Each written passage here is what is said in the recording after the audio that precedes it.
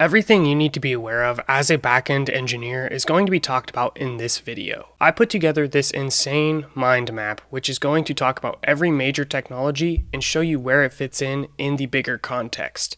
Now, if you want to become a backend engineer or strengthen your backend engineering skills, you don't have to know every single technology in this mind map. This is about helping you think and speak intelligently about different technologies and helping you understand how everything is connected. If you want to take this information and turn it into a step-by-step roadmap, I'm going to do that in a follow-up video, so stay tuned for that. And we're going to go through this. If you want to follow along, I have a link to this down below. This will help you get the most up-to-date version if I do end up adding or changing anything in this list. You can also print it if you want to use it as some kind of reference. So to start, we're going to go into the backend frameworks, and there are a bunch of different languages here. The main takeaway from this is that you can program a backend in pretty much any major programming language. Certain ones are going to be more popular for web development, and I would generally recommend to pick something that has a decent level of popularity because this will basically show that enough people have gone through it and issues have been resolved, and you're not working with some super cutting edge technology that doesn't have a lot of development over time or resources for support. And that's going to be something that you can apply for pretty much any technology. I generally like to recommend people get newer technology that's not super dated, but not so new that you're working in basically a beta software where you have to worry about breaking changes or running into issues that nobody else has faced before. So we'll go through each one of these, but it's important to understand that you first have the programming language. So for example, we have Python, and within Python, you will also pick a framework. So a framework is basically just a more extensive library that someone or some team created to help you build applications. That way you don't have to build everything completely from scratch. So in the example of Python, three popular ones are Django, Flask, and Fast API. There's probably like a million others. The goal isn't to know all of the frameworks. The main thing is to know the most popular frameworks for each major language. And when it comes to choosing a framework, it's often the case you'll want to pick one that makes sense based off of what your team is using if you're working in an existing company or software. So if you're given an application written in Django, then yeah, use Django. But if you're starting with a brand new project, you can think of the targeting of that particular framework. Often it's the case a framework will target simple, small applications or building large enterprise applications. And it makes sense to pick the one based off of what you're trying to build. So in this case, Flask will give you a really simple start. You can get an application going in a single Python file, whereas Django is going to give you a little bit more structure, and the setup is more complex, but it might be the framework for you if you eventually are going to have a more complex backend. Then it's probably the case there will exist frameworks that will target a particular feature or capability. So with Fast API, it's all about creating very performant APIs. So that might be something for you as well. And if you're watching this thinking, wow, there's so much stuff here, where do I even start? It's often the case that you can achieve the results you want with many different languages or frameworks. You don't have to choose exactly the right one. So I recommend following some learning path and sticking to that so you can become familiar with all of these different technology categories. So at the bottom of the roadmap, I have an example learning roadmap, and you can follow through with that, or you can wait for my upcoming video, which will go through that material. Now, if you need a little bit more support, I do offer one-on-one mentorship, and this is if you want me to meet you where you are in terms of skill and help you bring you to the point of being a professional backend engineer. So I have a link for that application down below in addition to the roadmap. So check out those two resources, and if you do end up applying for the mentorship, I look forward to working with you. But let's get back to working on the backend frameworks. Let's just go through each one of these in no particular order, but I'll grab some of the more popular ones first. So we have JavaScript. There are a lot of different options here. One of the biggest ones is Express.js. This will give you a really easy way of building a backend API. Next up, we have Nest.js, which is going to achieve similar results, but it gives you that larger framework. So you could kind of compare this to Python's Django and Flask. Express.js gives you the simplicity, ease of starting like you would get with Flask, and then Nest.js is going to give you everything you would possibly need, kind of like Django. And when you have larger systems like that, it often comes with different conventions or opinionated approaches to developing software. For some people, that's great. It gives you exactly how to do things. But for others, you might want a little bit more freedom and not to have to kind of fit into a strict system. So in that case, you might want to go with something like Express instead of Nest.js. Then we have Fastify, which boasts faster speeds and a better development experience. That's ultimately going to be up to your judgment, but that's another option as well. Then on here, we have two other ones, Nuxt.js and Next.js. These two are kind of interesting because these are often used to create full stack applications, and they just have a backend component to it. So these are kind of different technologies than Express, Next.js, and Fastify, but I wanted to put them in here because they're going to give you a JavaScript backend. So let's take a look at Next.js first. Nuxt.js is going to be pretty similar. Next.js is going to utilize React components, and it's going to give you the framework for building a full stack application, so both front end and back end. With this, you're going to get things like static site generation. Overall, it's a really cool technology and has grown a ton in popularity. So if you're building a new application, it's definitely worth considering, especially if you want to work within JavaScript and you're already using React, then it would just make sense to check out Next.js and see if it's right for you. Nuxt.js is very similar, but it's utilizing the Vue JavaScript framework. So Vue is similar to React, a front-end framework, but it's a little bit different. So if you're working within a Vue environment, you might want to check out Nuxt.js. Next up, we have C#, the major framework with this, ASP.NET Core. You may also hear ASP.NET MVC. This is a great option, but it's within C#, which is largely tied to the Microsoft environment. So in this context, there's a good chance you'll be working with Microsoft SQL Server, Microsoft Azure. If you're in a Microsoft shop, then yeah, it makes sense to use C#. Otherwise, there's a lot of other options on here that aren't coupled to a particular system.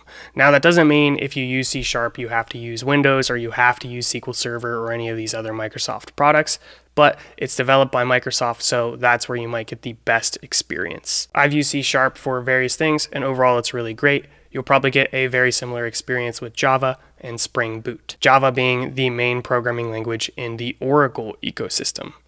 Now, if you're going for Spring Boot within Java, there's also Kotlin, which is often positioned as a potential replacement for Java. And Kotlin also has a Spring Boot framework, as well as this KTOR framework. I'm actually not sure how to pronounce that, so I don't want to assume. I haven't personally worked with that, but it's probably a good option if you're working within Kotlin. PHP is very huge for the web. It powers things like WordPress. You can use it for custom backends with CodeIgniter or Laravel. Haven't personally used PHP in this context, but I know it's very popular. It wouldn't be my personal first choice, but there's not anything necessarily wrong with it.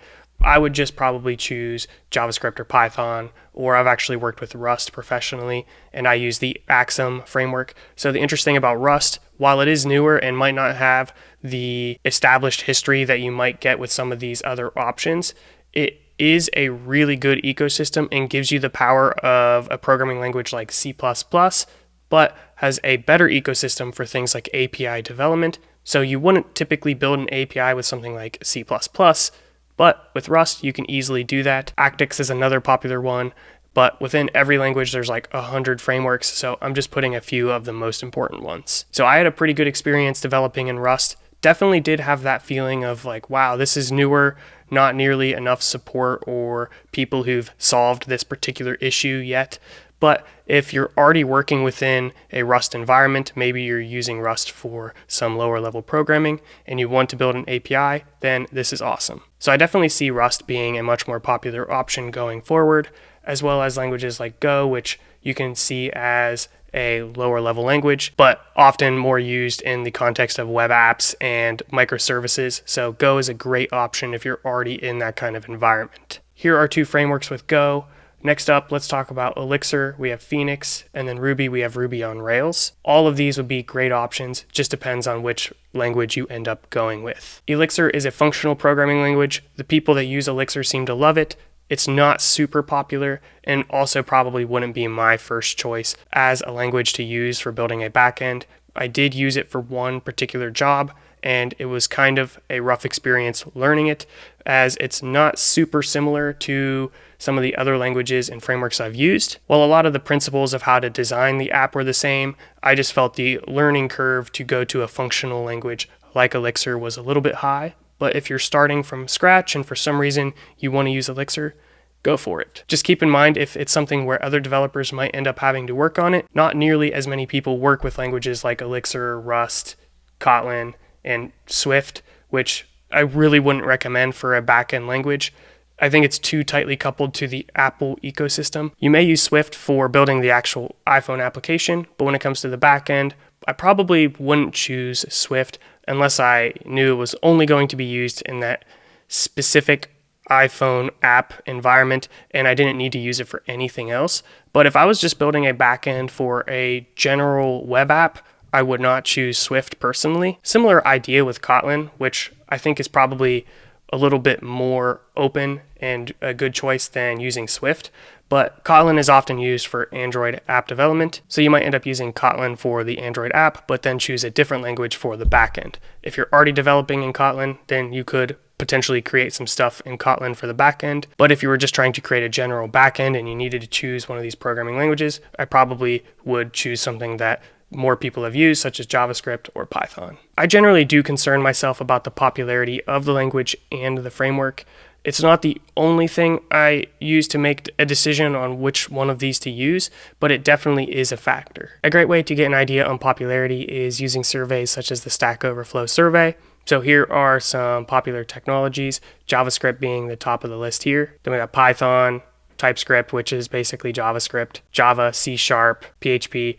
So if you're working with some language or some framework that's down here, yeah, there might just not be very much support, which is one of the big reasons I'm a little bit hesitant about Elixir. The learning curve is steep and not a lot of people use Elixir. And I only listed some of the major programming languages. There's probably web development frameworks for a lot of these other languages that we didn't even talk about, but this will give you a pretty good starting point. And if you are familiar with all of these, you should be good to go because you'll understand how other languages and frameworks fit into this larger mind map. Now I have a small comment up here that says worth mentioning WebAssembly.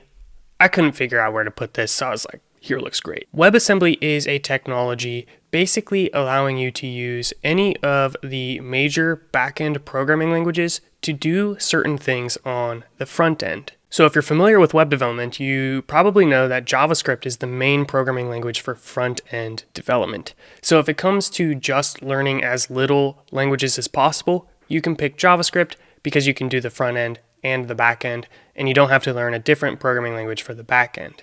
However, this could be changing with the adoption of WebAssembly, as it is allowing us to use other programming languages for things on the front end. I think this should have a capital W here, but everything has different uppercases and lowercases. But WebAssembly is a target. So if you imagine taking a compiled language such as Rust, and instead of compiling that to run on an x86 machine, you could compile it to run on WebAssembly, which is supported in a browser. So the browser is acting as an interpreter for WebAssembly, allowing us to use these other languages for front-end work. So it's likely the case you're still going to have JavaScript. It's more so that for certain things, you could use these back-end languages for front-end things, especially if it's very performance heavy. If you're trying to make a video editor or a maps application or something that requires a lot of computation and you want to run that within a browser, WebAssembly might come up to make that more performant. It's not a different language, it's just a technology that'll utilize these languages you're already familiar with. It's just going to help you have more functionality from these languages. This does kind of get into the front end, but this is likely something you'll want to be aware of as a backend engineer. Next up on this list, I have ORMs and database libraries. Now, I didn't go through every ORM and library that exists. There's just unlimited. For every major programming language, there's going to be libraries for working with databases. Now, these could be libraries to work with one particular database, or it could be an ORM, which will work with multiple databases. So let's take a look at this list to give you an idea of some of the most popular ones here. Now, I listed out ORMs, and I'll explain what that means here in a second, but you may also find libraries to work with a particular database. So if you were working with Postgres, in a certain language, there might be a library to do that for you to make that connection easier to retrieve data, edit data, and all of that. So for example, within Python, you might work with scicopg if you wanted to work with Postgres. The first 4 on this list are examples of ORMs, which we'll talk about here in a moment. Then we have a database library, SQLX. Let's talk about this one first. So this is an example that I used with Rust, and this is a database library that will allow you to execute SQL or SQL to different databases. So it's not a library to work with one particular database. It will allow you to work with multiple databases, but it's not exactly an ORM. So the difference between this kind of library that can work with multiple databases but is not an ORM, and then these kinds of libraries, which are ORMs, is that these are object relational mappers. They will execute the SQL for you, bring them into objects in your code, and then the way you interact with those objects would be methods and properties on those objects. So I didn't want to get into all of the details and split out the types of database libraries into different branches, as I didn't really feel it to be necessary.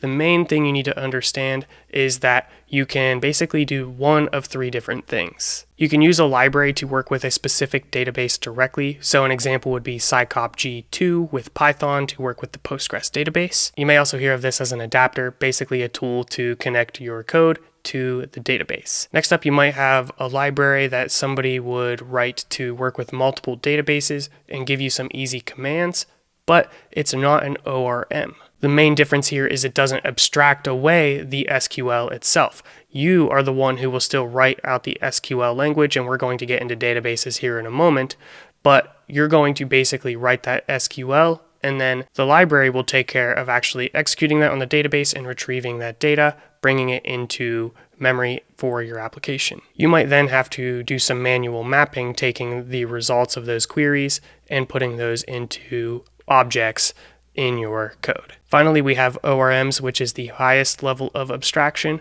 This is basically when you will write something like users.getAll. You're not using the SQL language, but you're actually using whatever programming language you're working with. So if you're working within the context of a Python application, you might make your query in Python using Python syntax, and that ORM will translate that to SQL for you, retrieving the data from the database, and then bringing that into your code as objects. The ORMs have the highest level of abstraction, and it is often the way to easily get started working with databases, but they do have some downsides. They often do not have as much control because the library authors give you a specific set of functions you can use. You're limited to those functions. They may give you an option to execute raw SQL, but that just depends on the library. This is usually fine for most applications, so when people get started, working with an ORM is often an easy way to build out applications without having to get super deep into all the database stuff. As you get more specialized queries, you might not find the specific function you need, or behind the scenes, that function might not be executing the most optimized query, where the ORM could be doing something fancy in code that you wouldn't expect if you just executed the SQL directly on a database. This section of the mind map is really just designed to give you an introduction to database libraries, because I wanted to mention the potential concerns around ORMs. So you can do some additional research on ORMs. When you start to build out a project, you can decide if it's something you want to use. It is a great way to get started, but I highly encourage that everybody picks up SQL and has an understanding of the database at the database level and not just from within your application. So one of the sections we're going to get to will be databases, and that's an extensive list of the most popular databases. So we'll get to that in a moment, but for now, just be aware that within your application, you're going to need a way to connect to your database. That will either be just a small direct library or adapter to work with a particular database, or it will be a library for you to execute SQL, or it will be an even larger library or framework, which will be an ORM. So the first one on here we have is Entity Framework, and that is within the C# environment. So if you're working with an ASP.NET Core application, this can help you generate your tables and work with data. That's another cool thing about ORMs. They abstract away a lot of stuff, making it really easy to create tables and not have to worry about all the DDL, which you would have to worry about if you were creating the tables yourself. Next up, we have Prisma. This is really popular in the JavaScript world.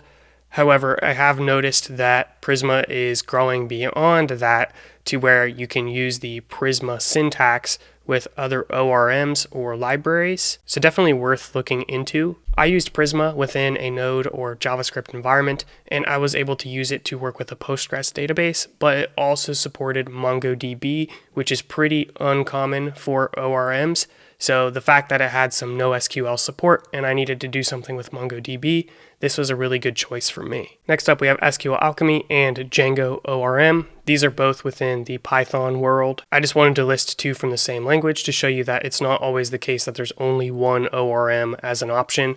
Just like Backend Frameworks, there's often multiple ORMs you can choose from. So you just got to weigh the options, looking at the pros and cons of each. Maybe try one out, see if you like it, but you probably won't go wrong with any of the major ORMs. All right, now I want to get into an interesting section, which is CMS, or Content Management System. And this is going a little bit away from core backend development, but is going to introduce a lot of interesting things that you should be aware of as a backend engineer. CMS is short for Content Management System. If you're not sure what that is, it's a system that helps you manage your content. So you can think of basic examples such as WordPress. And one of the major benefits of a CMS is that people who are non-technical can use the CMS to create content and manage the website. So this is going away from custom web apps and getting a little bit more into content creation, but this is still an extremely popular thing you might need to do as a backend developer. Now, it's not often the case you're going to be working with these content management systems as a backend developer. You might, for example, you might be working in PHP for these three or C# with Umbraco. But another popular route is the headless CMS. So a headless CMS will give you just the backend, so the system for people to go in and create content and organize and manage that content, but it doesn't tightly couple that with a front end. So within the backend career, you might want to be familiar with these different CMSs, because say one of these CMSs delivers the content as an API. You might need to configure that or set it up in a certain way, or make sure the connection between that API and the front end is working. These are often coupled with a front end, and I put here SSG, which stands for Static Site Generation. So it's often the case that these will be paired with one of these tools, which will be just the front end, that will then make requests to your back end to retrieve the content to be displayed on the page. If this all sounds like crazy jargon, don't worry, you don't have to know all of the information when it comes to CMSs. I just wanted to leave it in here as a section because you should at least be familiar with the idea. So you can imagine, say you're familiar with WordPress. What if we had WordPress, but instead of automatically showing that in a WordPress front end, we just had a headless WordPress that delivered the content through an API. Then you could use one of these front end tools to consume that API and display that information on a page. So we're not going to get into the details of all of these different CMSs and static site generators. You can do additional research if you want. I'm actually not even sure the difference between all of these, but I just know that these are some of the most popular ones. So we're making pretty good progress in this, but we still have a lot of sections to go through. So next up, we're going to take a look at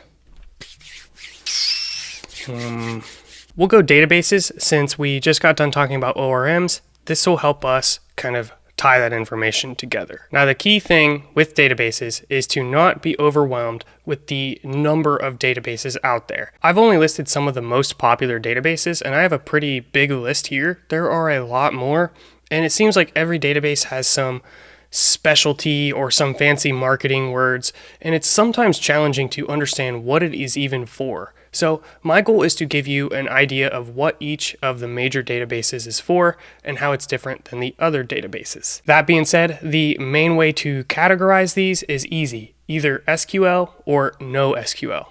SQL stands for Structured Query Language and is a programming language, but it's more of a standard. So all of the SQL databases will use the SQL language, but might have variations and things that are different between databases. Overall though, if you learn one, you're going to be able to effectively work with all of them. Things might just be a little bit different in how that database works, or some of the data types or things like that. The NoSQL, and this is confusing, it doesn't mean that there's no structure, it means not only structured query language. So some of the databases in the NoSQL category might still have the option to use structured data, but they might have other things as well. So we'll get to that in a moment. Let's first take a look at the structured databases. We have all the major ones here that you should be familiar with, and just to get started from the beginning, we have two down here, Redshift and Snowflake, which are a little bit different than the rest up here. They're all structured in that they store things in tables, and that's the main thing that makes something a structured database. But these two are largely prioritizing analytics. So if you have a lot of data and you want to run analytics on that data, you will use an analytical database. That's if the core features of these structured databases is not adequate, which usually it is, and you have some serious analytical needs, then you can look into an analytical database, or you might hear it as a data warehouse. So I didn't do it in this example, but if you wanted to, you could split this whole section up into two categories, OLAP, which is online analytical processing, and then everything else being OLTP, online transactional processing. A transaction being a purchase, an interaction that you need to record, creating a post, basically the creates, the updates, and the deletes. And obviously these databases are all going to be capable of reading data, but if your primary thing is just to read data and then calculate numbers off of that data, that's where you would go for the analytical types of databases. So transactional, analytical. I'm hesitant to do too much splitting though, because then it just becomes hard to organize. The main thing that these things have in common is that they're table based. So everything goes into tables with columns. There is a whole world that you could explore if you start looking down the path of Redshift and Snowflake, which are two popular data warehouses. Redshift is part of AWS. We're going to talk a lot about AWS here soon. And then Snowflake is another option out there. There's probably a lot more of these analytical databases or data warehouses. But the thing that I was trying to get to is that if you start exploring data analytics and data warehouses, there is a whole realm of information. And this is going to get you into the world of big data, which is going to talk a lot about things like data streaming and Hadoop or Kafka. This is something I don't talk a whole lot about in this mind map. I do this on purpose because while you might explore some of that stuff as a backend developer, there is pretty much an entire different career path, or you could create an entire different mind map for the world of analytics. So that's going to bring in things like data engineering, ETL, and even some analytics like predictive analytics, so getting into machine learning and AI. It's a very interesting world, but I just felt it to be kind of out of scope of what I'm trying to accomplish in this mind map, which is really about focusing on backend services, databases, APIs, and how all of that stuff works together. You most certainly might encounter some of those things, so you should be aware that they exist, but you might not. So you don't have to go and learn about data warehouses. I personally have never needed a data warehouse for anything, as all of the standard SQL databases for transactional processing can do a lot of the same stuff. It just might not be able to do it at a very large scale. But for the majority of use cases, probably most of the use cases I'm going to encounter and you're going to encounter will be fine just to use a transactional database. So that's specifically if you really need to get into advanced analytics. Let's now go through the main transactional databases. I will just go from top to bottom here. SQL Server, it's the Microsoft database, similar to C# and Microsoft Azure. It's just an offering from Microsoft competing with similar things from other providers. So SQL Server is really good. It's been around for a while. I've used it for stuff. Nothing to complain about. It's just very tightly coupled to Microsoft. Same idea with others on this list. So Oracle database, it's just the Oracle equivalent. Some database administrators probably freaking out that I just said that Oracle and SQL Server are basically the same thing. They're all databases storing structured data. As a developer, you're probably not going to notice a major difference switching between these two. As you get into the details, yeah, there's probably some really critical differences between them, but day to day, it's not going to impact us as developers unless you really get into more of like database administration, but most of that is out of scope as well. Plus, the SQL between these is going to be pretty similar. The differences with syntax and language will really come up if you start working with the procedural languages with databases. So a lot of these databases are going to have their own procedural language you can use to do more custom stuff. So if you need to do custom logic, you would use PL SQL for an Oracle database. SQL PL is the SQL Server equivalent, and there's probably languages for all of these. It's not something you're going to probably do a whole lot, but it might come up, and those are just languages specific to that particular database. These languages may come up if you're working with stored procedures and you're not just doing standard SQL, so there is a chance it will come up. I generally try to bring that logic into the application layer instead of leaving it in the database. But if you're in a company or an environment that's pretty database heavy, there's a chance that they'll leave some of that logic at the database layer, and you'll just have to familiarize yourself with that procedural language for that database. That would be for things like database triggers or procedures where you need to do additional validation or whatever it may be, but you're not going to be using the procedural language for day-to-day SQL, like creating rows or reading data, whatever you need to do for creating CRUD applications, for creating, reading, updating, and deleting. Next up, we have DB2. This is IBM's flagship database, and those are the three major enterprise databases. SQL Server is probably the most common of these three that is used by developers, but there is oftentimes you'll be working in Oracle or DB2 if you are in an enterprise setting. But it's often the case that Oracle, DB2, these are pitched to large enterprises with some pretty intense data needs. SQL Server kind of fills the middle ground between small scale developers and enterprise. And then we have the open source databases, which usually will be the pick for first-time developers creating their own app. So hopefully that gives you a general idea of where these databases fit. It's kind of a generalization, so it's probably not always the case, but if you just want to know what people think about certain databases, these guys are enterprise. SQL Server is kind of middle ground, developer friendly, but can still be considered enterprise coming from Microsoft. And then MySQL and Postgres, not so enterprise. These are open source. The main thing you should know is that MySQL is owned by Oracle. The original MySQL team forked MySQL, creating MariaDB. So this is kind of like a MySQL sticking to its roots, if that makes any sense. Basically, some concerns about MySQL now being owned by Oracle is that it's going to pull you into that Oracle ecosystem, trapping you for eternity. And some people don't really like that. Which, looking at this from Oracle's perspective, it's kind of funny if somebody can make a successful product just advertising that they're not in your ecosystem.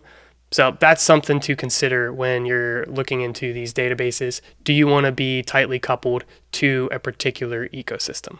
Doesn't mean you can't ever move, but things are just going to work better. For example, if you're SQL Server, if you're in Azure working with C#, they kind of make an entire ecosystem, kind of like Apple and all of their products. All right, I'm kind of ranting. You can tell I like databases. If you're not sure which database to go with, Postgres is a great option because it's open source, it's free, and you can use it for free in a commercial setting. But my thought is if you're just starting out and you're trying to pick a database, go with Postgres. And if you need one of these other databases for some reason, you can switch over fairly easily because it's all based off of the SQL standard. All right, last structured database on this list is SQLite. You may also hear people say SQLite. I've always said SQLite. You may also hear some variations in pronunciation with Postgres, as the full word has a QL at the end. So you might hear PostgreSQL or variations of that. I just call it Postgres. So SQLite is a bit special because it's an embedded database. And what that means is it's delivered with the software. Now, for a backend developer, you probably won't use SQLite for the majority of the applications you build. And that's because you're building a system. You can imagine that system over here, and lots of clients connect to this server. So you have a single location, and that's going to host the database. SQLite would be a popular choice if you were delivering software to a bunch of clients and they actually ran it locally. So instead of having a centralized server, you actually distributed software, and that software needed a database to store some information locally. That's where SQLite would shine.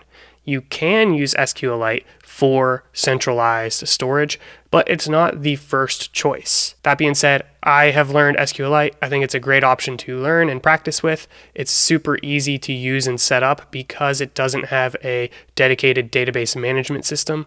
It's really just a file on your computer. It's super easy to start working with databases when you're working with SQLite. It's even included with some programming languages. So for example, if you're working with Python and you want to store some data in a database, you can just use SQLite immediately without having to go install stuff and get things configured and set up. So that's one of the main reasons I like SQLite, and it's also good to understand what people mean when they say an embedded database. It doesn't always mean embedded systems like people are talking about when they say they're an embedded engineer working on IoT devices or something like that. It can just be regular desktop software. I like to think of it more as the database is embedded with the software, and it's not at a remote destination acting as a server client setup. So I'm pretty sure that covers the core SQL databases. I'm sure there are more out there, but again, you know exactly how they're going to fit into this larger structure. Next up, let's talk about NoSQL databases. And this one can be a little bit overwhelming because these don't all have core similarities like the structured databases. A lot of these are just competing products from different companies. In NoSQL databases, some of these are specialized databases for certain use cases that are different than some of the other NoSQL databases. And sometimes there are competitors. So a little bit more complicated, but we're going to work our way through this list, getting a basic idea of each of these. Now, just so it's clear, and I think I've made this point already, you do not have to get experience with each of these.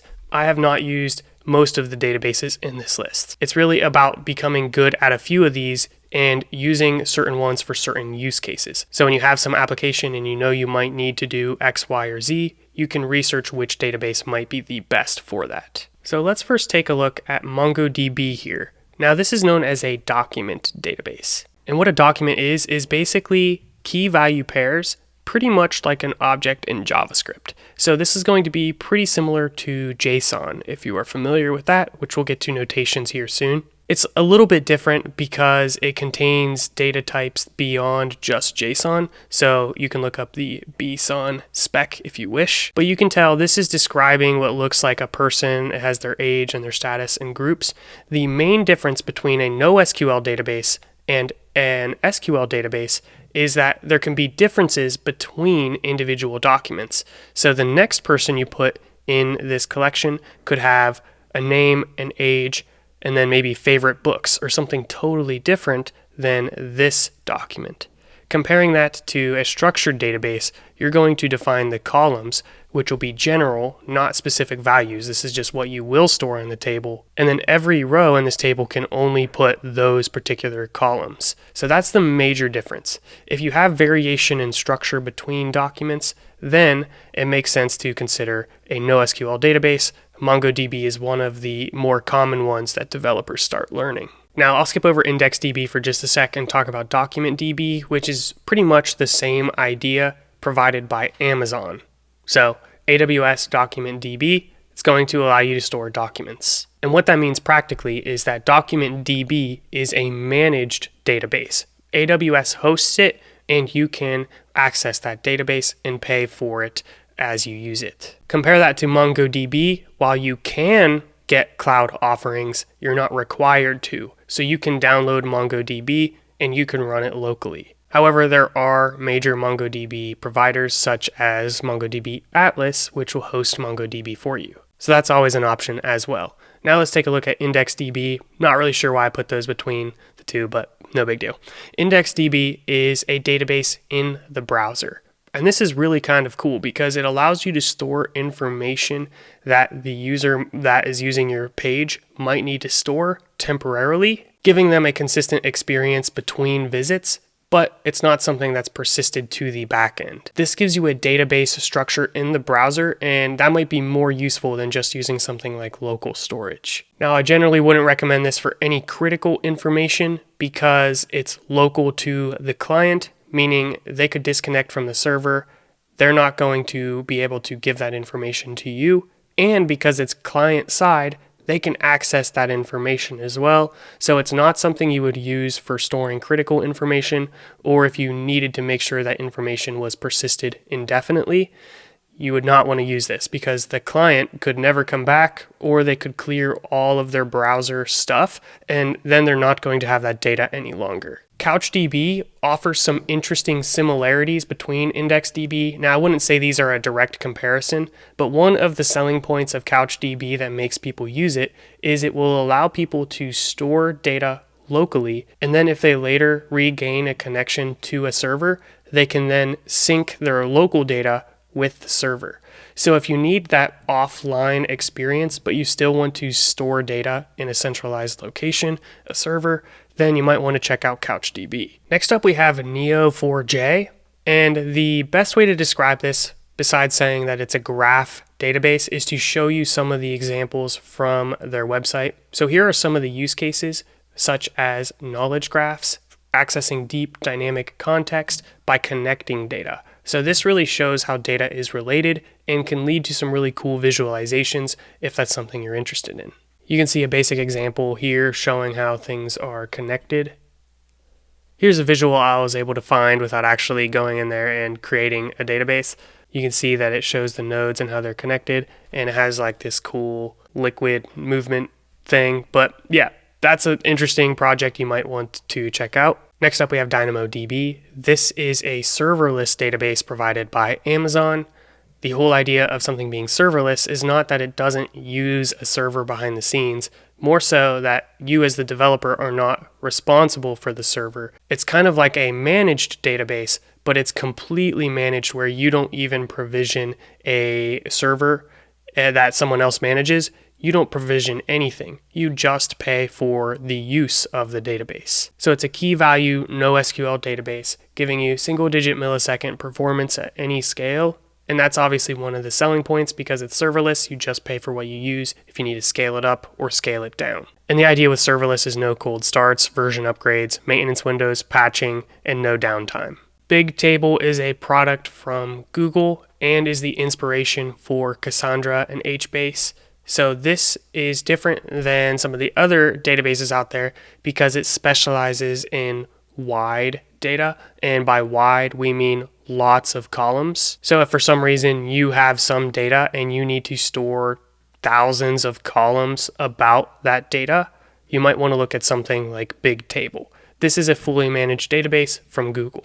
Cassandra took some of these principles and designed it to be a fault-tolerant database. So this is something that will be replicated across multiple nodes and can support basically a distributed system using commodity hardware. So you could have thousands of nodes and they don't have to be expensive servers. So you can read about some of the use cases or case studies with Cassandra. I think Apple at one point said they had 75,000 Cassandra nodes supporting 10 petabytes of data. So this will basically enable a company to have a distributed system, making that possible with commodity hardware with a higher node count, comparing to paying for just a couple really expensive servers, for example. So this is decentralized in tech, but it's not decentralized in ownership. So these would all still be owned by Apple, which is just something interesting if you ever do research in like decentralized technology or blockchain. This is a little bit different where it's still all the same owner of the data. It's really just about decentralizing the data across a substantial number of nodes. HBase is similar in idea to Bigtable and Cassandra, being a wide column database. However, the difference here is that it's all within the Hadoop ecosystem. So if you have no idea what that is, probably don't worry about it right now. But again, as I mentioned earlier about analytics, this is an entire environment around big data, and you might run into HBase if you're working within a Hadoop environment. Otherwise, I would look at some of the other options here. Next up on this list, we have SurrealDB, which is a newer database that you may have seen people talking about online, or maybe it's something you will run into. But the target audience of SurrealDB is not entirely clear because it's kind of a database that does everything.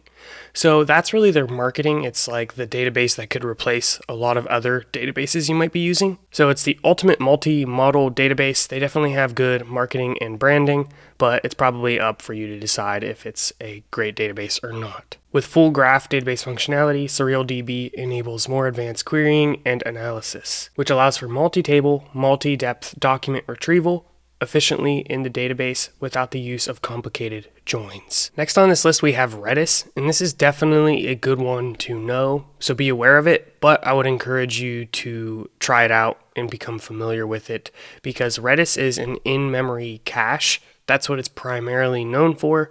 Redis has a variety of other things it provides and can do, but the main thing Redis is known for is caching of data, so you can make your backends faster or use less computation by not having to retrieve or compute things that you've already computed. So in-memory cache, very valuable for improving the speed of your applications. Now, if you're using Redis purely as an in-memory cache, it's going to likely be used in addition to some other database. So you'll have some database that's powering your backend application. If you wanted to visualize it, you could then think of Redis as sitting between your backend application and the request from the client.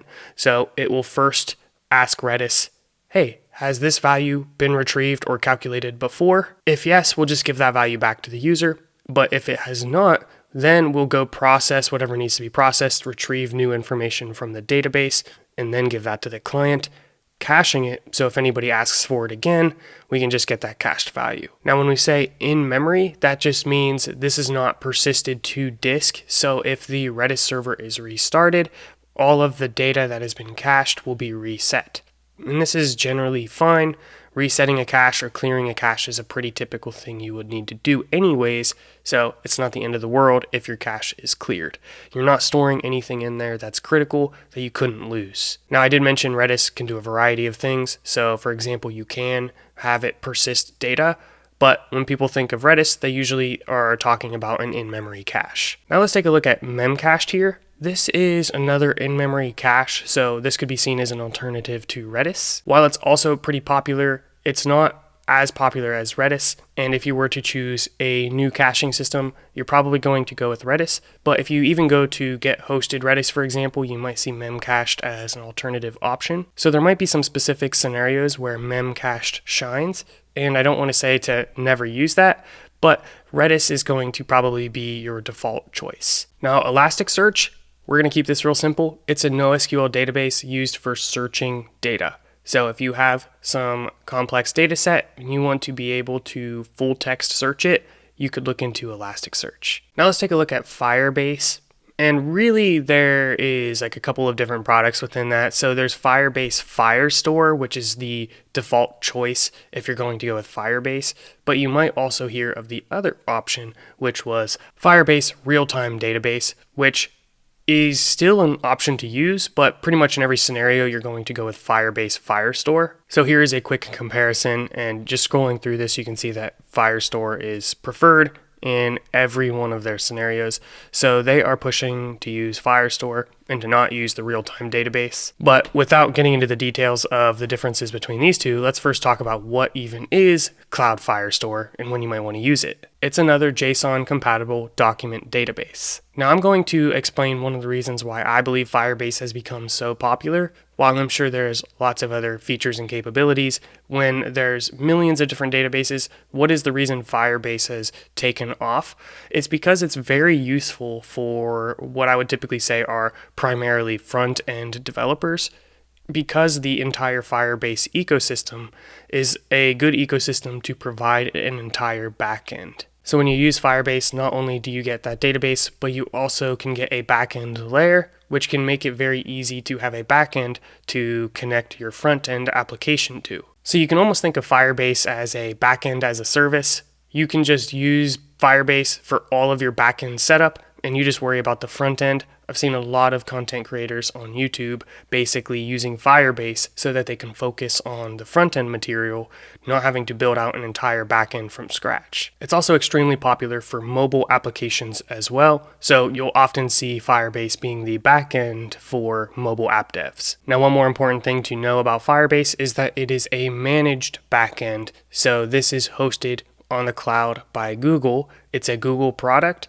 so it's going to be something that you have to connect to the cloud. You don't download Firebase on your local computer. However, that's where Supabase can come in, and that is positioned as an alternative to Firebase that's open source.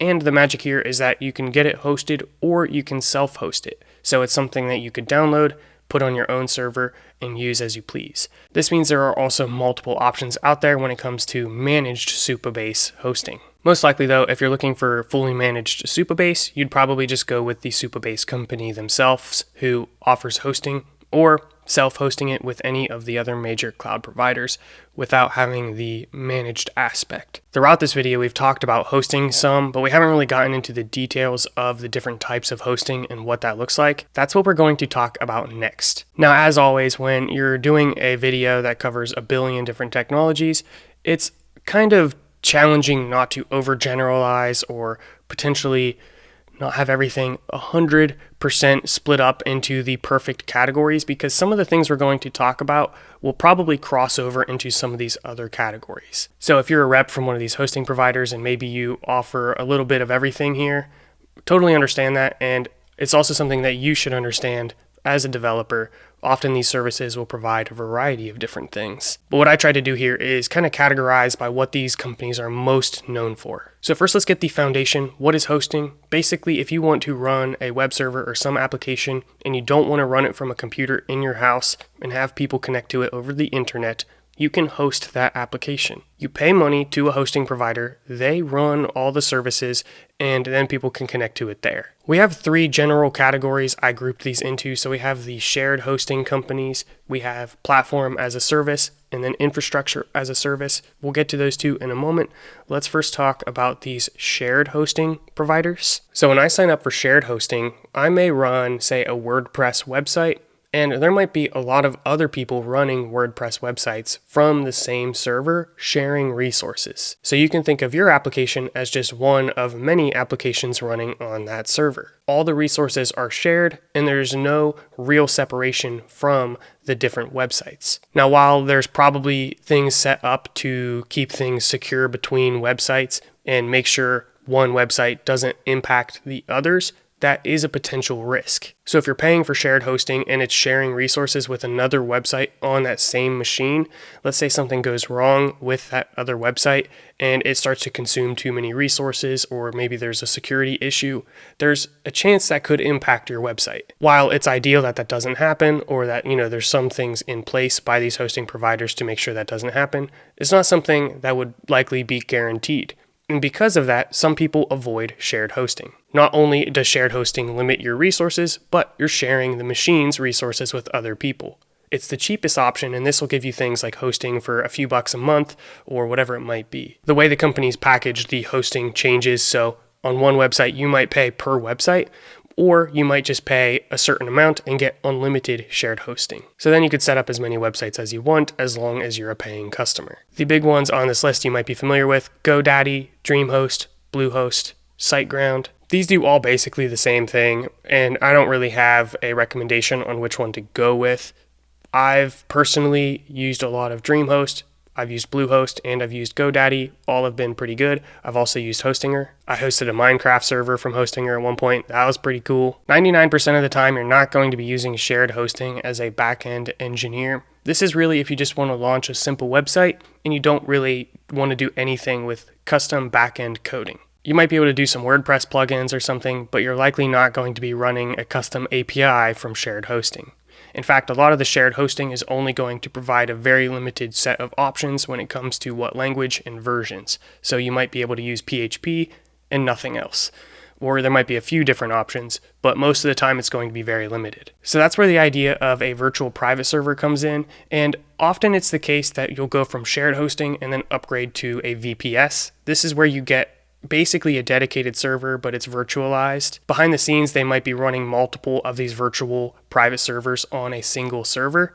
So there's some limitations. However, it's pretty much a dedicated server from your perspective. So this is where you can basically have a Linux server. You can run whatever you want on it. And because of that, you can run custom APIs or anything that you need from that server. Now, when you're doing this, you're kind of in control to manage the inbound and outbound of this, and you're likely going to need some kind of web server. We'll talk about some of the most popular web servers here in a moment, but just letting you know that you're kind of in complete control of that environment. Next up, we have dedicated servers, and this is pretty much what it sounds like.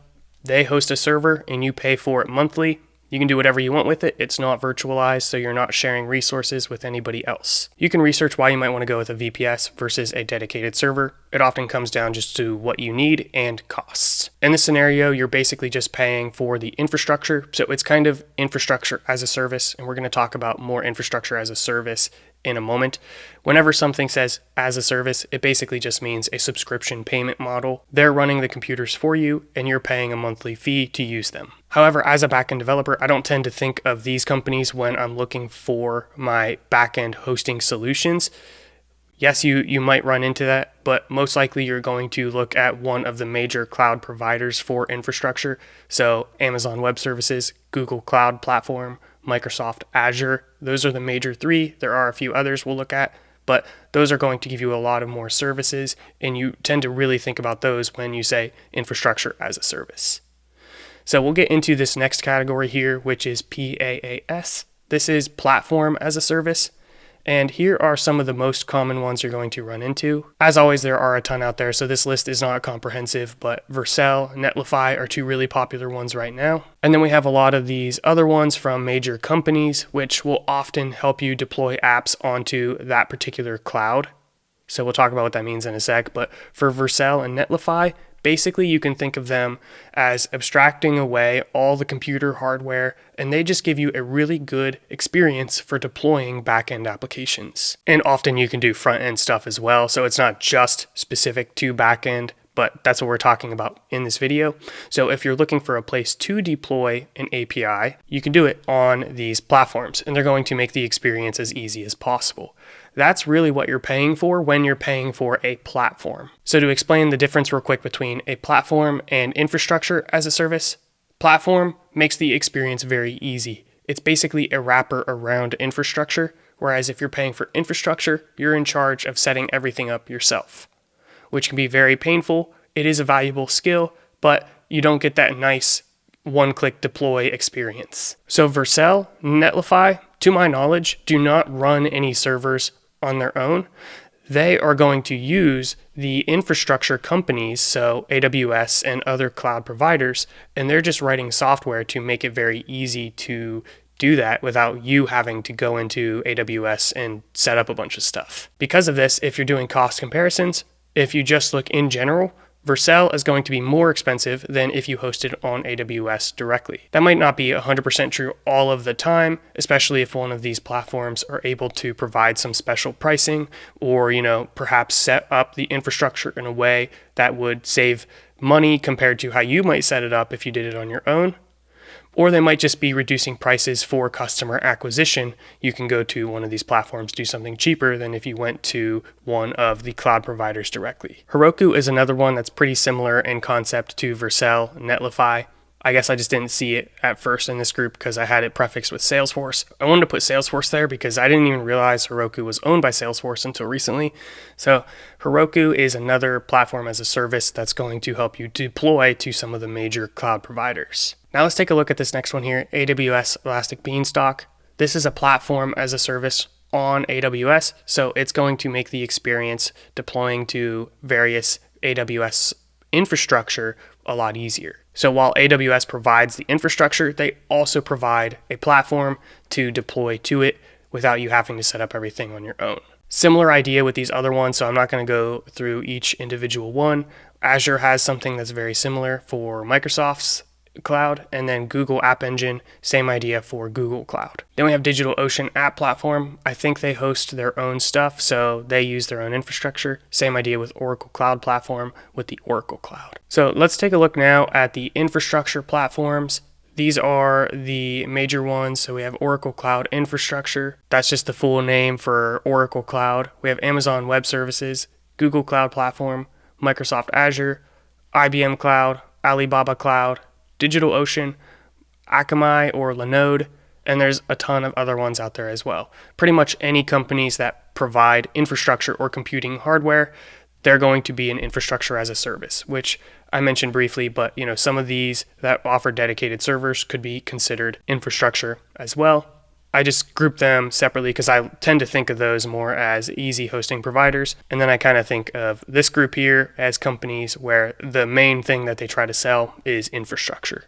So when you go to one of these websites, they don't advertise hosting a website for $3.99 a month or whatever.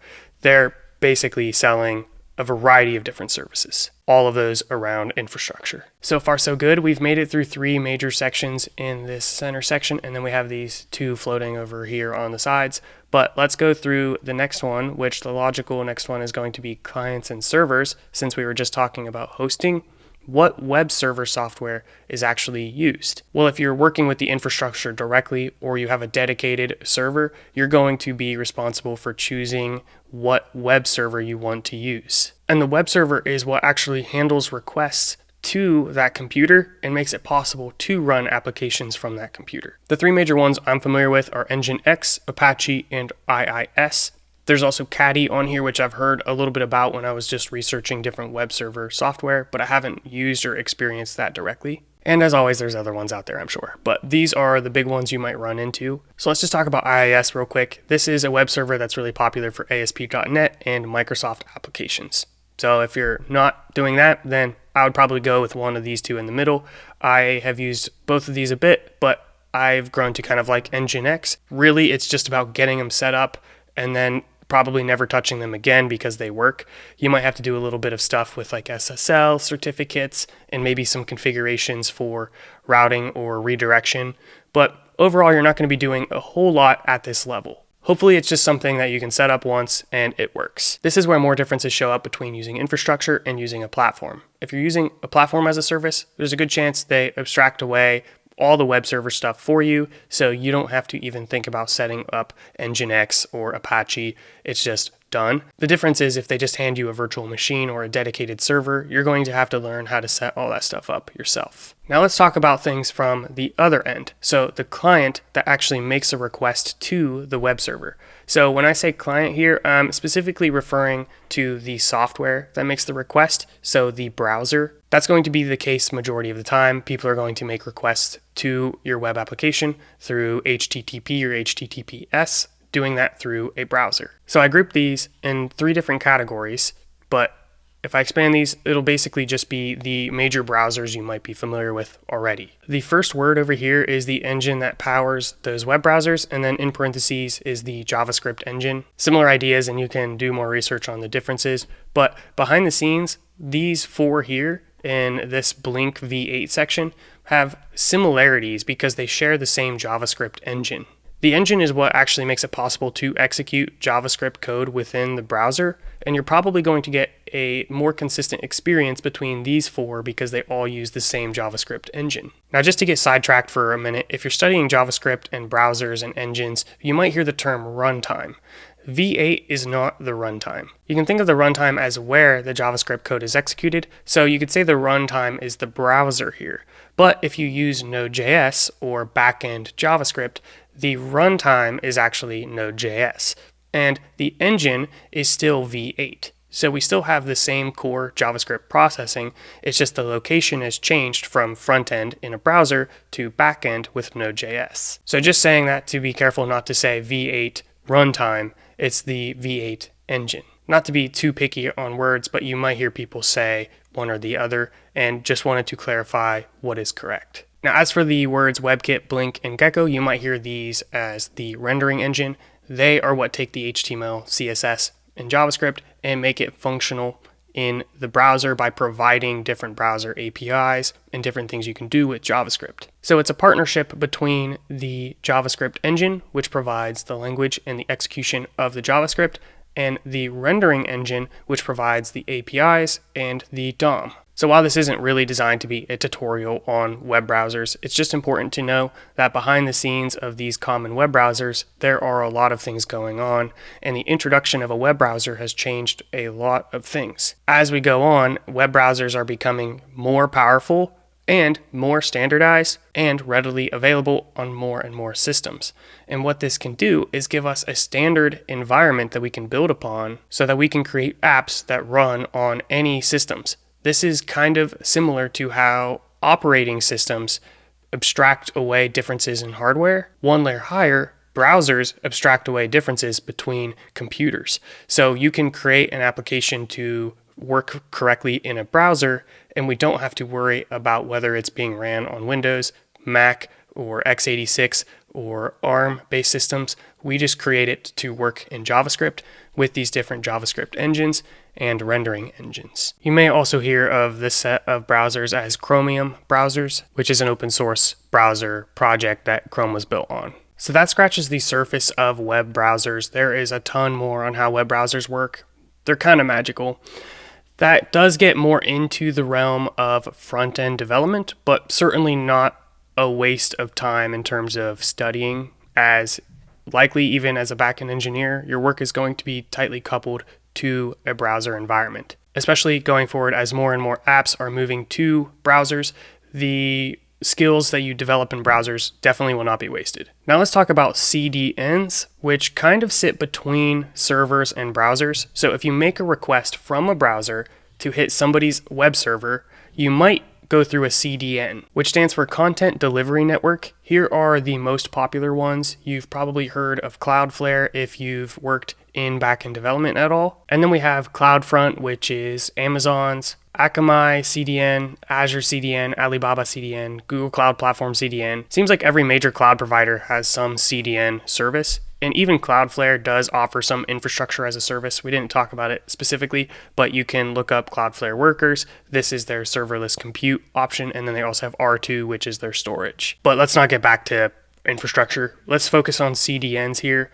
The CDN is a content delivery network, and its purpose is to do two things. The first of those two things being edge distribution. So if you imagine a graph and you have a bunch of different locations where the center might be your web server, the CDN is basically going to copy the pages that people request and distribute them to all of these different locations so that when somebody closer to one of these edge locations makes a request, they don't have to go all the way to the main server. They can just request it from an edge location. Now, in general, the internet is very fast. You can make a request to something on the other side of the world and get a response relatively quickly.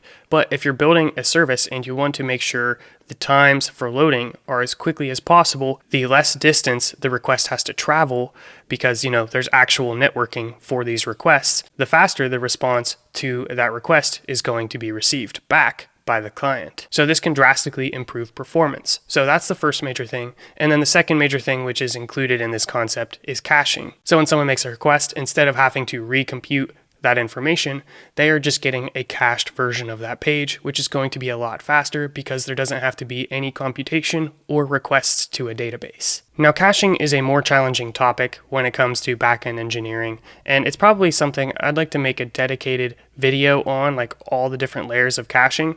But just as an example, you can have caching in the browser, you can have caching at the CDN level, you can have in-memory database caching with something like Redis. So there's a lot of different spots where information can be cached. If you're ever in a scenario where you make some change but you're not seeing that change reflected, there's a good chance it's being cached. To fix that, you may have to clear some caches. So if you deploy a new change to your API, there's a good chance you'll need to go into Cloudflare or any of these other CDNs, clear the cache so that the new pages and the new requests get sent to the edge nodes. And then you could also have questions about, do you cache the actual API responses or do you just cache front-end pages? And these are all things that you can have control over. The main thing you need to understand is that at any level of caching, you'll need to clear that cache if you need new changes to be propagated so that users get the latest data. So that's your basic intro to CDNs. Definitely an important topic to be really familiar with as a backend engineer. Now, another section that may be interesting to add in here that I did not put in here would be internet service providers, ISPs. These are the people you pay for internet access. And I say that because ISPs are responsible for the routing between these different sections. So when you make a request from the browser to some server on the other side of the world, it's because of your ISP that request is made possible. I didn't want to put that here right now though, because I didn't want to get too much into the physical networking, because it is something you can kind of just abstract away from your mind. You just know that requests go through the magical internet black box. You don't really need to know all of those details as a backend engineer, but if you are working in a role that might be a little bit lower level, working at the network level, you may benefit from having a deeper understanding of how the actual internet networking works. I obviously decided to leave that out, but just wanted to give it a quick mention if it's something you wanted to spend more time studying. That wraps up the section on clients and servers. Up next, we have communication.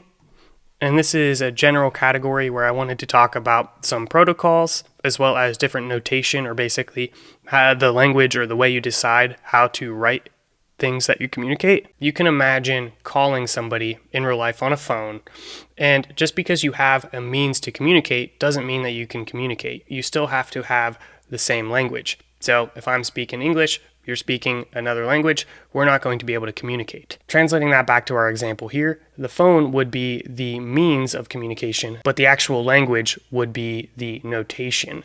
And that would basically just be the exact syntax we use in our code to communicate. Let's first look at this section here.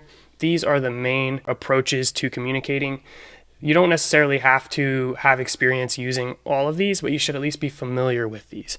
Now, I say this with pretty much every section. There's probably a lot more. In software engineering, there's pretty much unlimited information.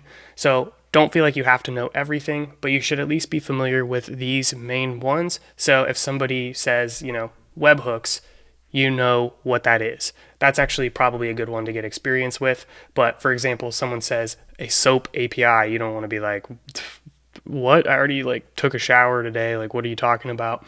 So we're going to give you the basics of what each one of these are, but you don't need to go and actually implement all of these. There's just a few you should really have experience in. So let's first talk about REST APIs, because that's going to be the most popular. This stands for Representational State Transfer, which basically is a way to transfer state or data through HTTP or HTTPS, which is one of the protocols we're going to talk about here in a moment.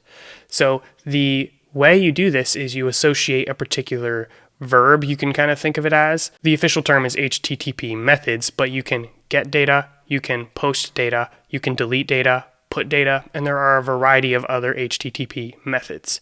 This describes your intent when you make a request. So when you go to a website such as youtube.com, that is a GET request. You're requesting the HTML, JavaScript, CSS from the server. There's also scenarios where you post data, or you can think of it as create data, and this would be submitting a form. In that situation, you're giving information to the server, and you associate that with an HTTP method so the server understands how to interpret it. When you're building a REST API, you're going to make endpoints on the server side to accept different request types. So the user, the end client, could receive data with a GET request, or it could give us data with a post request. This is often going to use JSON, which is the notation.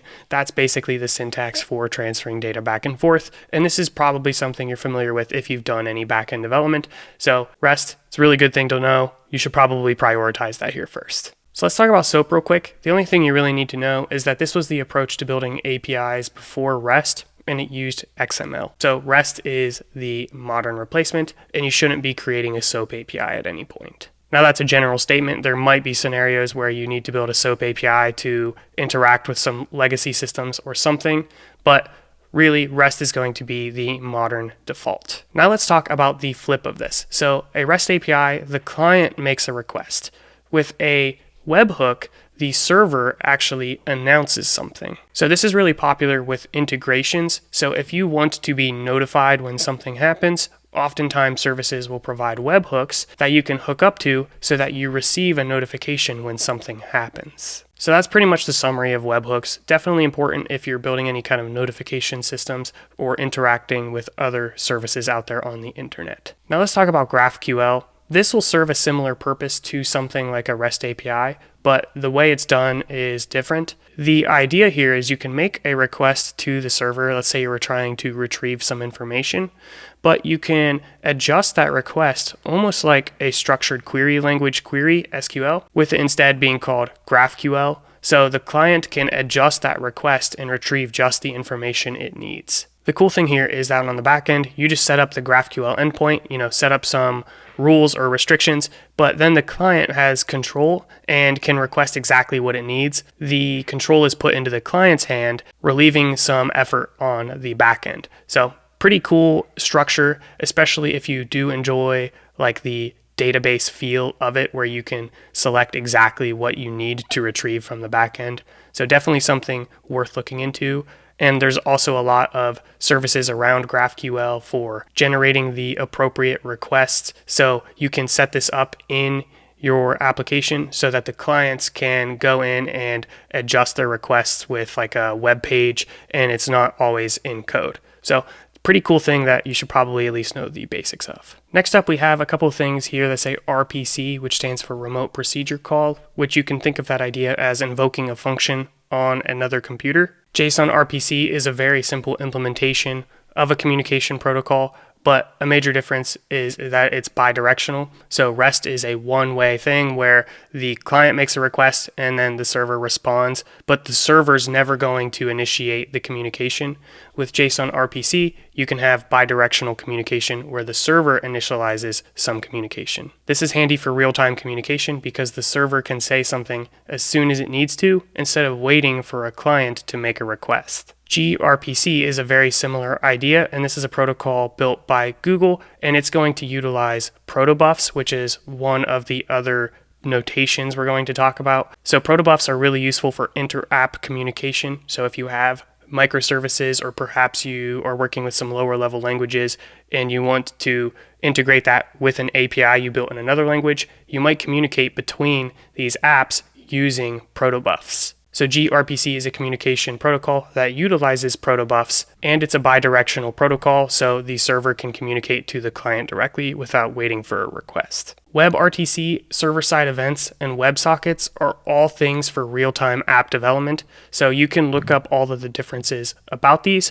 I would say that WebRTC's specialty is with things like video. Server-side events is when servers need to broadcast events, and then WebSockets are ideal if you want ongoing instant communication. So if you had a video game or instant messaging, that's probably where I would go with WebSockets. So when it comes to getting a grip on all of these, REST is the default for APIs. Learn that. When it comes to real-time stuff, learn WebSockets. When it comes to broadcasting announcements, webhooks. When it comes to inter-app communication, gRPC or REST. So that gives you a pretty good idea of these different comms protocols. Now, I've said protocols, but really you should probably consider these as means of communication or architectures for communication using protocols. So HTTP, HTTPS is a really good example of a protocol that REST uses to communicate over. So the protocol is actually more of the technical spec detailing how that communication actually happens, and all of the communication styles we just talked about are made possible thanks to the protocols. So perhaps this would be better just said as APIs or communications, whereas the protocols, which we're going to talk about now, would be some of these here. So HTTP, HTTPS, Hypertext Transfer Protocol, and Hypertext Transfer Protocol Secure. These are probably the two most popular you're going to see. And these are built with methods get, post, put, delete, patch, and others. TCP is a layer lower, so HTTP and HTTPS will use TCP, so this gets all into the different levels of networking, which you can do additional research on. You probably just need to understand the basics to be an effective backend developer, but obviously knowing more is not going to hurt. TCP is used to make network connections. Another one you'll probably hear is UDP, with the primary difference that UDP is not a reliable means of communication. You can think of it as one computer broadcasting a message, and then anybody who picks up that message takes the message. But if they don't get the message, the sender does not care. It's basically just broadcasting that information. So TCP is a connection-based protocol. UDP is connectionless. If you need to transfer data and you need to make sure it gets there without being destroyed, that's where TCP is going to come in. Now, as a developer building APIs, you don't actually usually have to worry about this, but if you start working with lower level systems where there's some network communication, then you might have to be aware of messages being transferred via TCP or UDP. Now, another thing I wanted to mention is that devices get IP addresses. You'll see IPv4 addresses and IPv6, which is designed to ultimately replace IPv4. So if you see something like 192.0.0.1, that's an example of an IPv4 address. That's the loopback address, so that refers to your own computer, but there's a variety of other number combinations which are going to refer to individual devices. IPs are given to the entrance to your network, and then devices within that network can have IP addresses that are local to that network, meaning my device on my network might have the same IP address as your device on your network, but because those IP addresses are just local to our individual networks, those are not a conflict by any means. However, we should both be given a public IP address from our internet service provider. These will need to be unique, but that public IP address is for my entire network and does not uniquely identify a single device. Due to there being a limited number of IPv4 addresses, IPv6 is being introduced and is slowly growing adoption, where you can now have many more different IP addresses. So that's IPv4 and IPv6. Next up, another protocol you should be familiar with is SSH. This is used to remotely connect to another computer. Often it's used to connect to a server, and the SSH stands for Secure Shell. And it's probably one of the first things you're going to get experience with when you start working with another server, where you're not just working on your local environment for building test applications. If you have a dedicated server and you need to work on that server, you'll connect via SSH. You'll be within the terminal, so you'll probably want to be comfortable with a terminal-based editor if you need to edit any text files, for example. So we'll get into some of that as well, but that is a pretty important protocol to be familiar with. And when I talk about these protocols, you don't necessarily need to understand how they're implemented, you just need to understand what they are. So SSH is to connect to another computer through the terminal. FTP, FTP secure FTP, these are all things to transfer files between computers. Pretty common if you're working with shared hosting and you need to upload some photos or something. So you might have heard of FileZilla. That's a software that will use these protocols to allow you to transfer files between computers. Now the next section I have here is on email. This will come up if you are working with custom emails for a domain. So if I wanted to have info@calebcurry.com, you might run into these settings. Or if you're trying to set up email on your phone even, you'll probably run into these. SMTP is the protocol for sending email, and then IMAP and POP3 are for incoming email. The major difference is that typically with POP3, the emails will be downloaded and not kept on the server, whereas IMAP will have them downloaded so you can read them locally, but they're still up on the server. Then we have down here, messaging. Wanted to add this in here, especially if you're working with something like RabbitMQ. Messaging software can be used to facilitate communication between microservices, so you don't always have to utilize just these things here. Software exists to help facilitate communication between smaller services, and these are the protocols that might be used behind the scenes. I think the major difference is this one being for more complex data, MQTT for simple data, and STOMP for simple text-based data. So those are something you might at least want to be familiar of those words, and you can research them more if you are in a situation where you might need to use them. Now again, these are the protocols, so you're probably not going to be writing MQTT stuff. You're going to be utilizing something that uses these protocols. So at this point, we have a pretty good understanding of different protocols you might hear about, as well as the different paradigms of communication.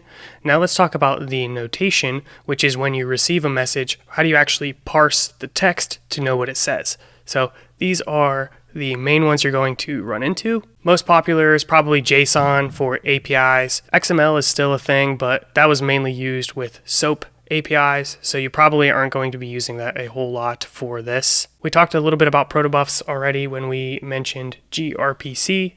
Now this is independent of gRPC, but they'll often be used together. A protobuf is interesting because of a few different reasons. The first is that they are serialized into a binary format. This takes up less space and makes communication more efficient. The other major benefit is that they have type information, so the fields within a protobuf will adhere to particular data types. The structure for the data is described in a .proto file. You can use the proto files to generate types, so for example classes or structs, in various programming languages. So if I build a bunch of information and I want to communicate to a new app with protobufs, I can give you the proto definitions and you can generate the correct types for your app even if it's in a different language. So that is an overview of protobufs or protocol buffers for the full words. Now let's talk about YAML and TOML. You'll probably run into these for configuration files. These are two you're going to run into, as well as Markdown for notation, often for documentation. So for example, a README file is going to be a .md file. Working with Markdown will allow you to easily describe how that information should be displayed, and there are a lot of Markdown renderers to show that information. CSV, or comma separated value, is a common format if you want to export some data. So say you have an Excel spreadsheet, you could probably export that to a CSV file and import that into a different program. The ones I would probably start off with is JSON and probably Markdown, so you can create a README for your project. You only really have to worry about these others if you're using them for specific use cases. So if you're not working with protocol buffers, you don't have to worry about learning protobufs right now. There we go. We covered the types of communication, the protocols, and the different notations you should be familiar with. So that covers the 5 core sections of this mind map. The next 2 sections, we have the app dev lifecycle, which basically talks about the most common things you're going to run into when you start building an app from the start all the way to production. And then the section over here is going to talk about some of the most important cloud services if you start working with something like AWS. So we'll start by first taking a look at the app dev lifecycle, and then we'll come back to the cloud services. So we'll expand this and we'll go through these one at a time. So first taking a look at your local development environment, and this is probably basic stuff you're familiar with. You're going to have an operating system, which is going to be Windows, Linux, or Unix, or Mac. Now within Linux and Unix, we could get into tons of different operating systems. We're not going to get into all of that in this lesson. It's definitely worth exploring, especially since you'll probably be deploying to a Linux operating system. You might want to be familiar at least with some of the main categories, Ubuntu, Red Hat, and all these other variations. But the main categories is Windows, Linux or Unix, and then Mac, which is technically Unix-based, but it's going to give you a much different experience than developing on Ubuntu, for example. Generally, you should be familiar with your main operating system and some form of Linux because you're going to be deploying to Linux servers. So you should probably start familiarizing yourself with the Linux commands. As for local development, we have editors. There's 3 main categories, and I just gave a few examples, not all of the different ones out there. You'll want to know at least some terminal-based editors, so Vim, NeoVim, Nano, especially if you're SSHing into servers. Then there's the text editor, or you might probably hear code editor, and I use the example of VS Code. It's basically like a more involved text editor giving you some capabilities around code, but it's not a full IDE. IDEs, some examples would be PyCharm or Visual Studio. There's often an IDE for every language that people will tend to use. These often have a lot more capabilities or features, especially if they're language specific. You might get Python specific stuff with PyCharm, and Visual Studio is going to have a lot of features with anything built in the .NET world. So C#, you're going to get a lot of capabilities there. Which one do you choose? That's ultimately up to you. I personally use VS Code right now, and I've used to use IDEs. I've worked around with terminal-based editors. You should probably try out everything. But you'll probably gravitate towards one depending on what language you use and what you like. I like VS Code because it can do pretty much anything. Next up, we have source control. You may also hear version control. The biggest one here is Git. You may hear of Subversion or other source control systems, but Git is pretty much the one everybody uses now. You'll want to use Git for all of your code, and that'll help you keep things organized, but most likely you're going to want to host that somewhere, with the biggest popular providers being GitLab, GitHub, and Bitbucket. So GitHub is different than Git. Git is the software. GitHub is a hosting provider where you can store your repos. So I would recommend using those as well. Next up, we'll talk about containerization, which we haven't really talked about much yet. So we have Docker. This is pretty much the only containerization software you need to be familiar with. And then this is going to be used to create images. Now, This is something we could get into in a lot of detail. We're just going to go pretty high level here. Basically, you can think of Docker kind of like a very light VM that runs your code in isolation. And when you work with Docker, there are images and then there are containers. Images is basically a snapshot of what the container should look like, and you can generate containers from that. So when you create an image, you can keep that locally or you can upload it somewhere. Here are some of the most popular image hosting websites, which some of these are acronyms, which hopefully I can remember. We have Harbor. This one we have Google Container Registry or Google Artifact Registry. Here we have Azure Container Registry, Docker Hub, Elastic Container Registry. This is Amazon's version. Then we have GitHub Container Registry and GitLab Container Registry. There are a million places that you can store these containers, often within whatever ecosystem you're working with. So if you're hosting your source code on GitLab, you might use GitLab's Container Registry. So that is the basics of Docker, but it's often the case you'll need to create containers from multiple different images and get them all working together. And because of that, we have this orchestration section with the most basic example here being Docker Compose, which is kind of like the default way of doing this. If you're working with Docker, you'll probably learn about Docker Compose, and this will help you run your applications. If you need a little bit more, there is Docker Swarm and Kubernetes. And then I have this one on here, Nomad, something I'm not actually really familiar with, but I read about that. So you might want to look into that in more detail. The big one you're probably going to hear about is Kubernetes. Some people will use Docker Swarm, but I would say in general, the preference has grown to be Kubernetes. And this will allow you to control your containers and basically orchestrate them, which is the entire section we're talking about. Kubernetes is going to help you deploy a bunch of containers, scale as needed, fix things if certain containers go bad. So it's additional software that you might end up using. There are a lot of different Kubernetes services out there, so I listed some of the popular ones here. Google Kubernetes Engine, Elastic Kubernetes Service, Linode Kubernetes Engine, Azure Kubernetes Service. I probably should have spelled these out. And then IBM Kubernetes Service, DigitalOcean Kubernetes. You can see there are a lot of hosted Kubernetes options. Now this is the default Kubernetes just hosted. Sometimes companies will build upon this, offering additional services or basically allow Kubernetes to work nicely within a larger ecosystem. So this introduces some of the enterprise extensions. So a big one here being OpenShift from Red Hat. So if you are working within an enterprise Red Hat environment, you might use OpenShift as your Kubernetes option. And then there are a couple of other ones you may have heard of here, which you can do additional research on. But the idea of enterprise extensions is that it's basically Kubernetes with more features and more cost. But that can sometimes be worth it, as these providers will help you deploy and get things working.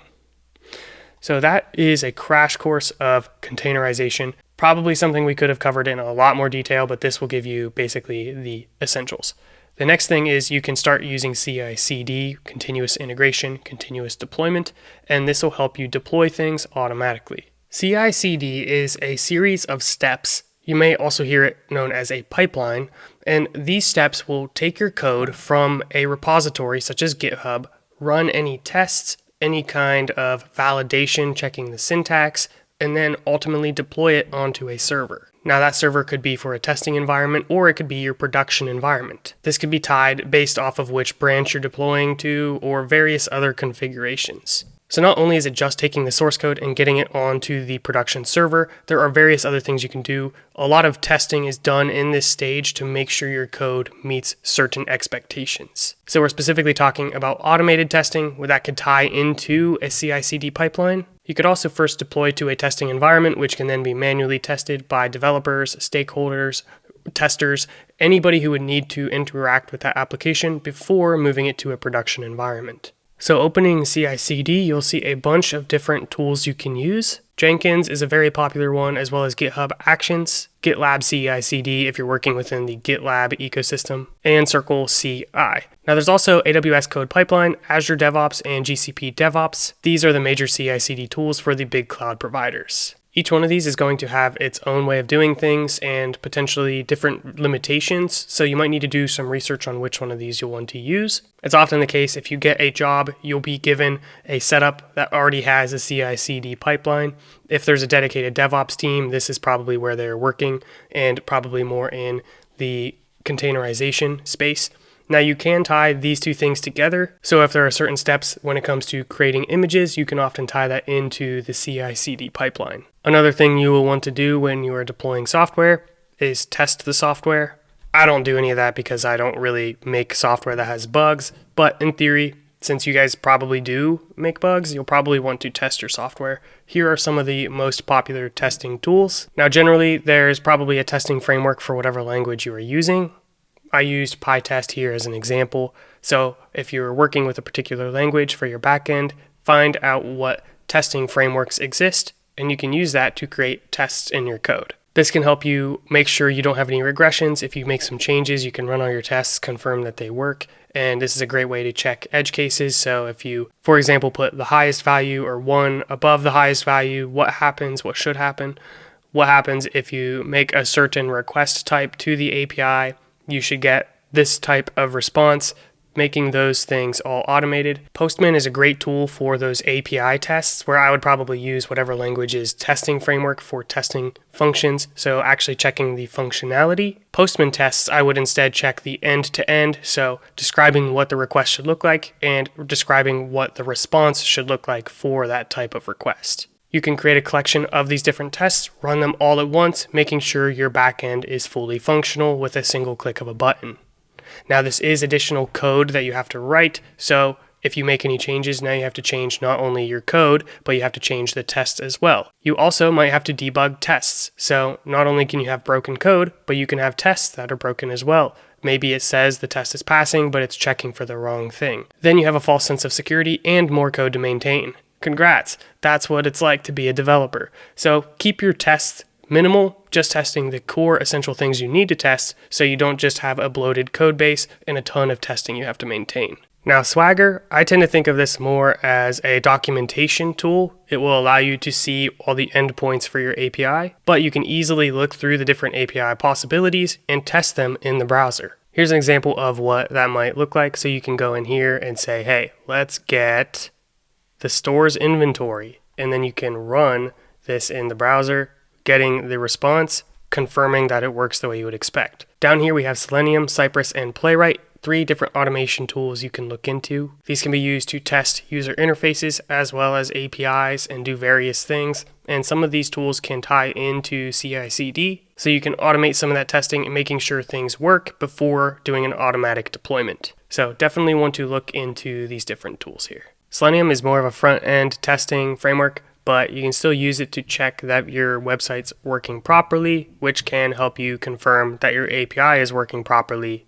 But if you want to work with APIs directly, probably recommend Cypress or probably Playwright, which is probably the one of these 3 I would start with. And there are a bunch of other API testing tools out there as well. So whatever testing library you choose to use, just stick with it, learn it really well, and start to become comfortable with some of that automation. For me, I just use Postman. I created a collection of all of the different requests that I would want to make to the API, wrote some automated tests, and I was able to export all of that into a file so I could keep it in my repo. Maybe that's like an old school solution. They have some cloud stuff you can use now, but just showing one option that you could try. If you're going to be changing it all the time, you're probably not wanting to export and do all that stuff regularly. So you can just keep it local, or you can use one of their cloud options. If you're working in a team environment, probably getting that cloud variation set up would be ideal. Now this one's pretty high level, but you need to keep track of stuff somewhere.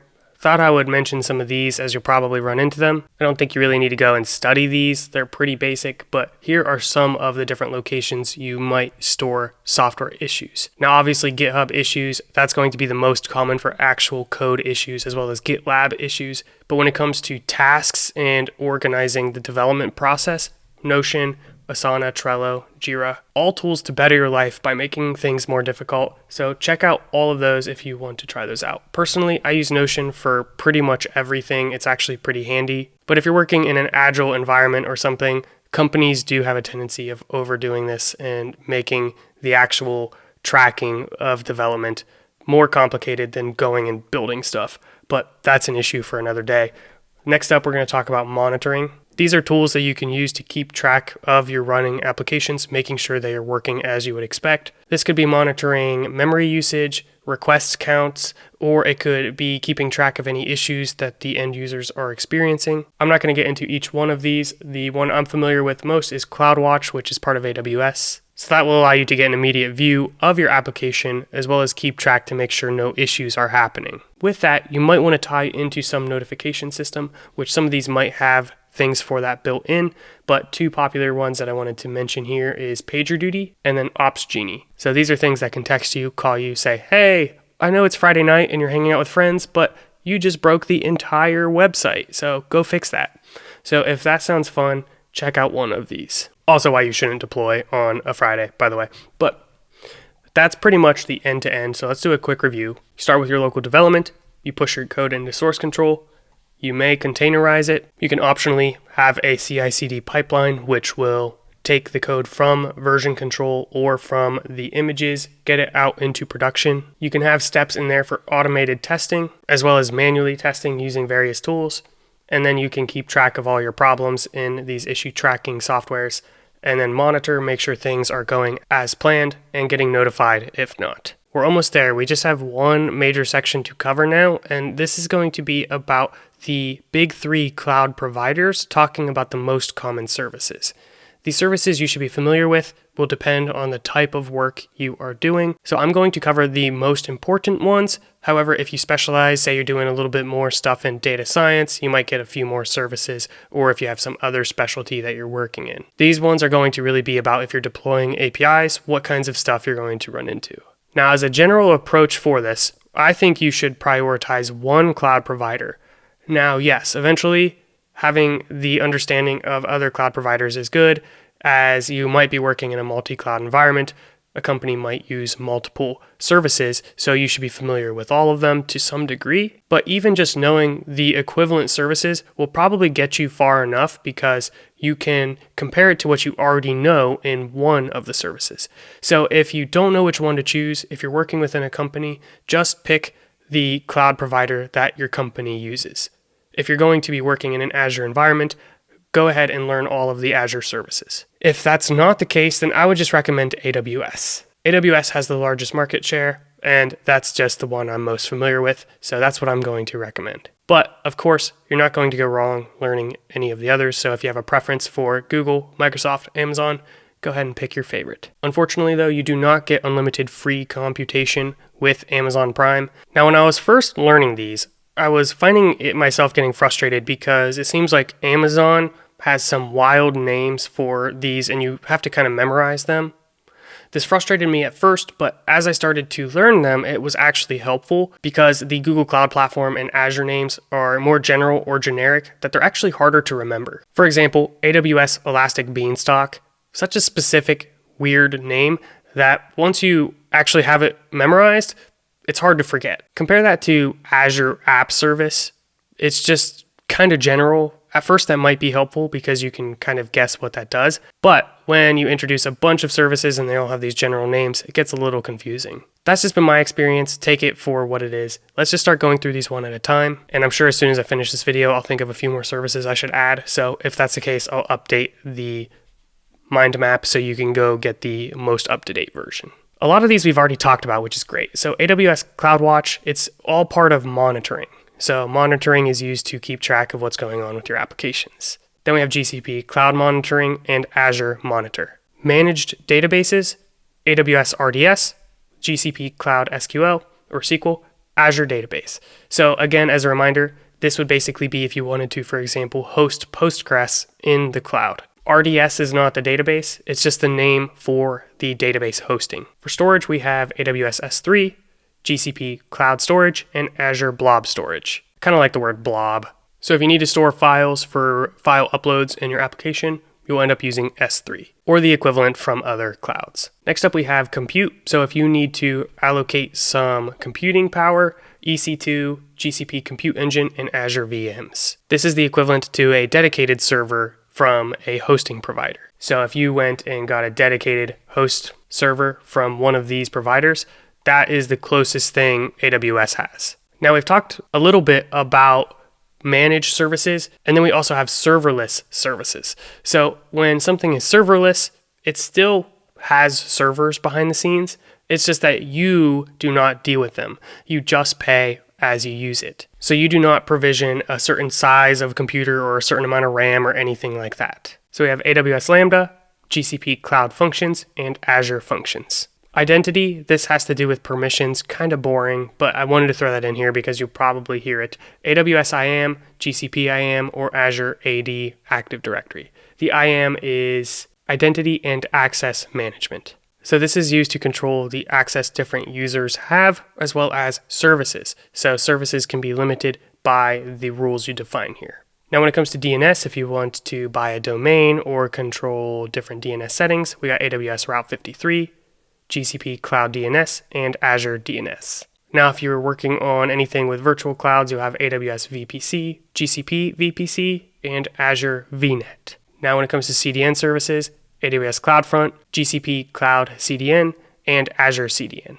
For CICD, we have AWS Code Pipeline, GCP Cloud Build or Deploy, and then Azure DevOps pipelines. Now when it comes to certificate management, so say you wanted to have SSL or HTTPS for one of the services you are running, you would use AWS ACM or GCP Certificate Manager or Azure Key Vault certificates. Now when it comes to containers, we have AWS ECR, Elastic Container Registry, GCP Artifact Registry, and Azure Container Registry. Going back to one of our previous things on image hosting, if you see GCR, this is replaced with Google Artifact Registry, but you might see the previous floating around as well. Next up, we have serverless compute, which is a little bit different than serverless functions. I guess I didn't get into that in much detail, but if you have some function that you want to execute, you can use a service like AWS Lambda, and you don't have to worry about the larger environment that would normally run in. Contrast this with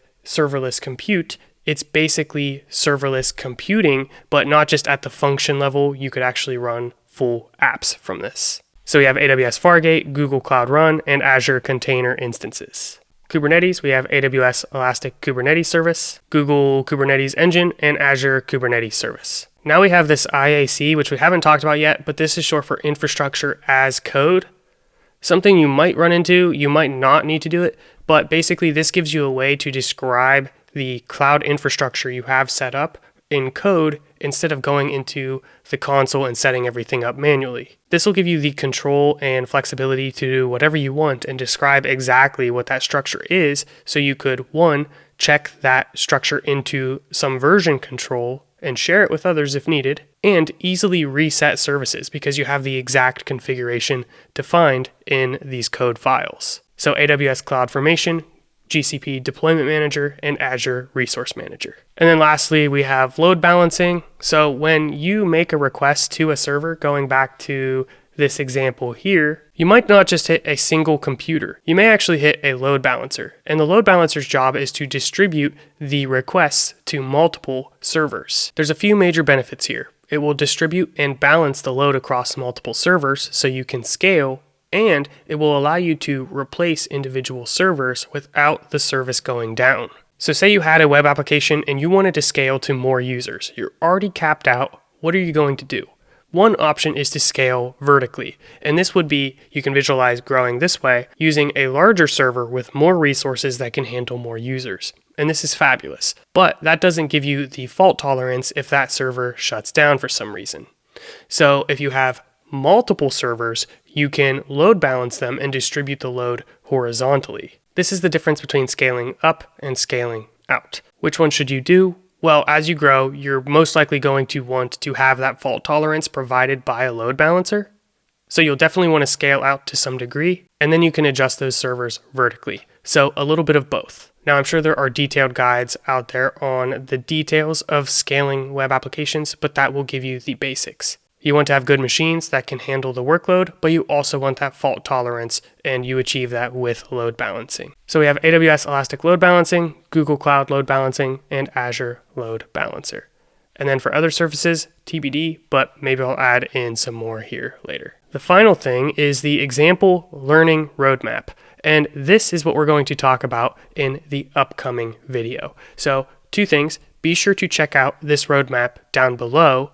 Also, I have mentorship if you want basically guidance, accountability, and skill sharpening to get to the point of being a good backend engineer and getting employed.